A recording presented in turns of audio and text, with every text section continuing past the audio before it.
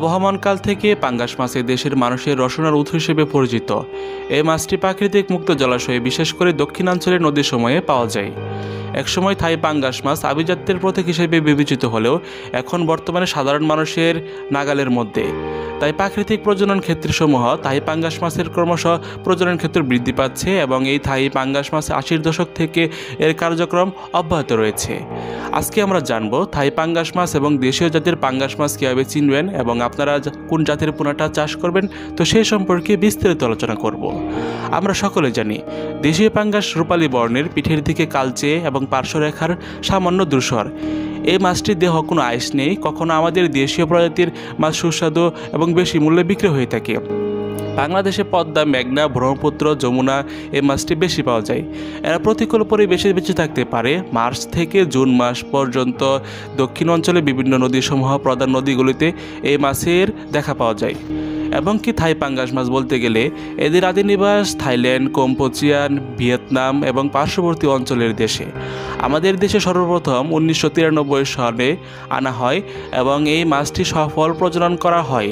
বর্তমানে বাণিজ্যিক চাষাবাদের ক্ষেত্রে দেশীয় পাঙ্গাস মাছের চাইতে এই লম্বা জাতের থাই পাঙ্গাস মাছের জনপ্রিয়তা তুঙ্গে। দর্শক, আমরা সকলেই জানি আমাদের দেশে বিভিন্ন বাণিজ্যিকভাবে চাষ করা হয়ে থাকে বিভিন্ন প্রজাতির মাছ। তার মধ্যে অন্যতম হচ্ছে থাই পাঙ্গাস মাছের পোনা। আমরা সকলে জানি মাছ চাষ করতে গেলে আমাদেরকে অবশ্যই মাছের যে একটা পুকুর প্রস্তুতি আছে সেটা আমাদের অবশ্যই করতে হবে। কারণ কি, যখন আমরা মাছের পোনাগুলিকে চাষে দেব যাতে মাছগুলি সুস্থ সবল থাকে এবং নিবিড়ভাবে বেড়ে উঠতে পারে, তো সেটা এনশিওর করার ক্ষেত্রে আমাদের পুকুর প্রস্তুতিটা সবচেয়ে গুরুত্বপূর্ণ।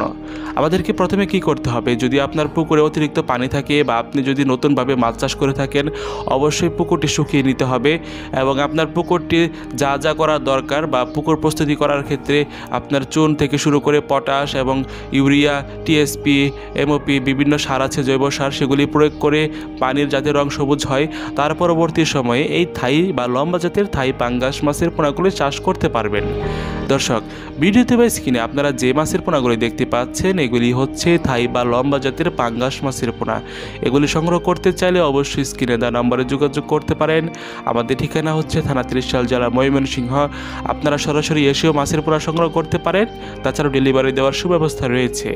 দর্শক ভাইরা, আপনারা একটি বিষয় জেনে খুশি হবেন যে এই মাছ যদি আপনারা আমাদের কাছ থেকে 1 থেকে 1.5 ইঞ্চি বা সর্বোচ্চ 2 ইঞ্চি সাইজের পোনা নেন, এগুলি হচ্ছে 2025 সালের নতুন পোনা। এগুলি চাষকালীন সময় হচ্ছে মাত্র 5 থেকে 6 মাস বা সর্বোচ্চ 7 মাস। এগুলি বাজারজাত করার উপযুক্ত হয়ে যাবে এবং আপনারা এদেরকে দানাদার বা হাতে বানানো খাবার খাইয়েও চাষ করতে পারবেন। দর্শক, আপনারা এগুলি মিশ্রভাবে চাষ করতে পারেন, এককভাবে চাষ করতে পারেন, তবে এগুলি নিবিড়ভাবে চাষ করা বেশ কার্যকরী এবং মনোসেক্স তেলাপিয়া বা অন্যান্য ক্যাটফিশ জাতীয় মাছের সাথেও চাষ করা যায়। দর্শক, আমাদেরকে একটি বিষয় জানতে হবে, আমরা যে থাই পাঙ্গাস মাছ চাষ করব সেটা চিনব কীভাবে।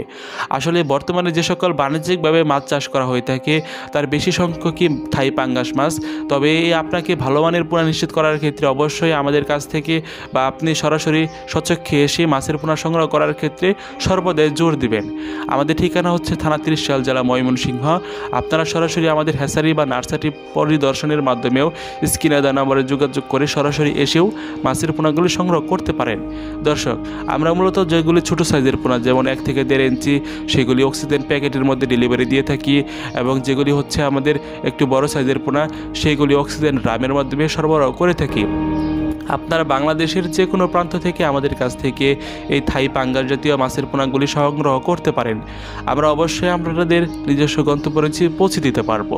দর্শক ভাইয়েরা, দেখা হবে নতুন ভিডিওতে। অবশ্যই চ্যানেলটি সাবস্ক্রাইব করে রাখবেন। টেক কেয়ার, আল্লাহ হাফেজ। আসসালামু আলাইকুম রহমতুল্লাহি ওয়া বারাকাতুহু।